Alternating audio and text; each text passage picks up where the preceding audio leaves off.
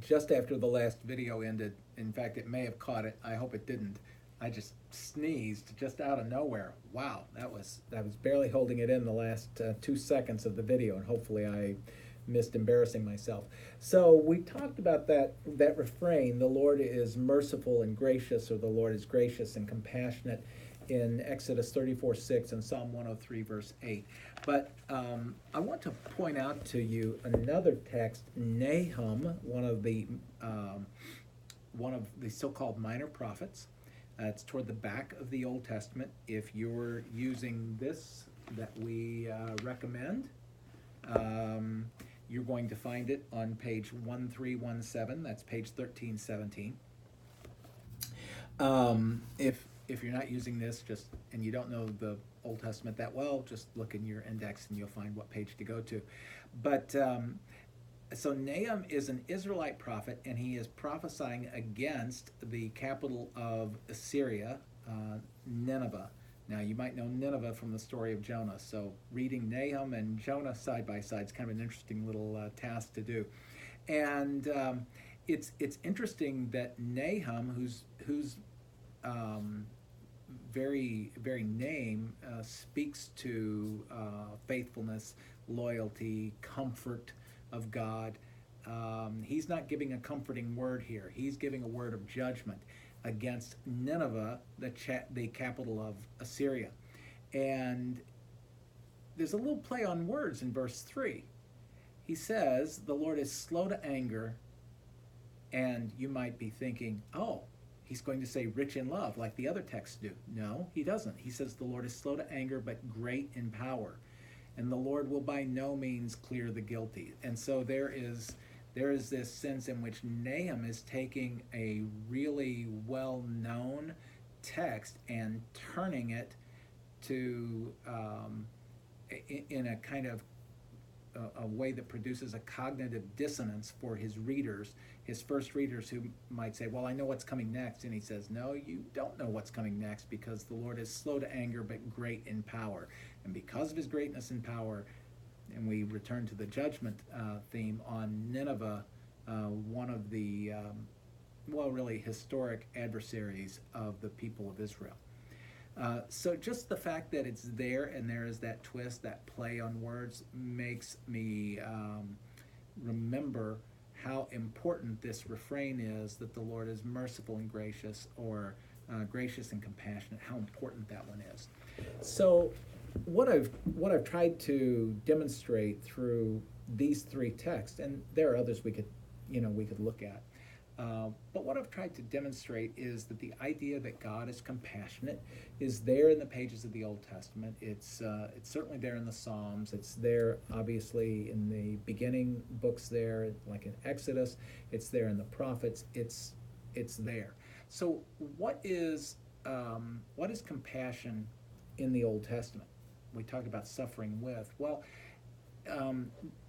really, the Truex article that I'm asking you to read for this week's thread of discussion or forum makes an interesting point about compassion in the Old Testament. She talks about the connection between the word for compassion, racham, and the word for womb, rachum. They are cognates. They're two different forms of really the same verb form. And that connection with the idea of compassion with the womb it means a lot to me. In fact, sometimes when I've taught about compassion in the Old Testament before, I've talked about it as a kind of way of describing God's womminess. To say that God is compassionate is to say that he bears with people as a mother would bear a child. Well, that's close, that's intense, that's personal. I know that, when my children, they're adult children, but when they are having a difficult time, I suffer. But there seems to be a way in which Sue, my wife, suffers differently than I do, because she bore them in her womb. Maybe I'm wrong about that, but it may not be the case, but it feels like it's the case. And so, I think there's a lesson for me there in terms of how we think about God's compassion. So I want to point to three texts about compassion, particularly in the prophets. Three more texts that actually mean quite a lot to me as well, and I think help form our understanding of what compassion is. The first one's in the prophet Isaiah, and it's in chapter 49, verse 15. And this is, just building on what I said about suffering with children, the difference between my wife and me. In 49:15, speaking for Yahweh, the prophet asks, "Can a woman forget her nursing child or show no compassion for the child of her womb?" And in other words, show no womminess for the child of her womb. That's what's going on there in chapter 49, verse 15. And then, again, speaking for God, the writer says, "Even these may forget, yet I will not forget you." So there's something about compassion that means remembering, right? There's something about it that means being conscious of, focusing on. It's helpful for me to think about compassion. Going one book farther along, Jeremiah, and the Jeremiah references in chapter 12, verse 15. In fact, I'll start at verse 14.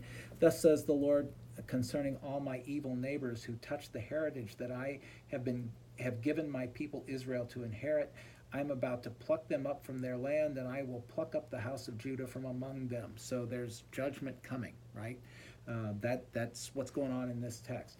"And after I have plucked them up, I will again have compassion on them." So this is the other part of the story that I think that we don't hear so often when we think of the Old Testament. Is God portrayed as a righteous judge? Yeah, he is. A fair judge, right? So that justice and mercy are equally balanced. Well, that's not the popular view. It's like there's this waiting way down here toward justice, and mercy is light. Well, no, that's not what we get in the pages of the Old Testament. There's the idea that God judges, but there's the idea that doesn't last forever. That God judges for the sake of recapturing, reclaiming, redeeming the humankind, the human person. And so, yes, there's judgment coming, but after that, after I pluck them up, I'm going to have compassion on them. I am going to get there with them. And with compassion in the Old Testament, it's not just God suffering with, but in fact, when we get to the New Testament, it's God suffering for. But it's not just that, but it is lifting people out of the situation that they're in. Now, I'm not always able to do that, and I think that's why I need God, quite honestly, because God is able to do what I am not able to do.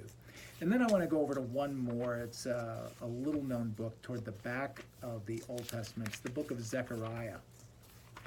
Again, if you're using the same copy that I am, we're going to be on page 1338. And it says in verse 16, "Therefore thus says the Lord, I have returned to Jerusalem with my compassion. My house shall be built in it, says the Lord of hosts, and the measuring line shall be stretched out over Jerusalem." The measuring line is a way of talking about protection. So I'm going to rebuild it. I'm going to take care of them. My compassion is demonstrated. Now that's the thing that I think sometimes I lack in as I think about my own compassion. And it's not necessarily something I demonstrate. It's something I feel. But compassion in the Old Testament, I think again in the New Testament, as we'll see, leads to action. And so that's where I would think about this in terms of the helping professions, right? Does this compassion, does this feeling, does it lead to something? Does it lead to action? And if it doesn't, maybe our compassion, maybe my compassion needs some work. All right, so we'll come back in just a few more minutes.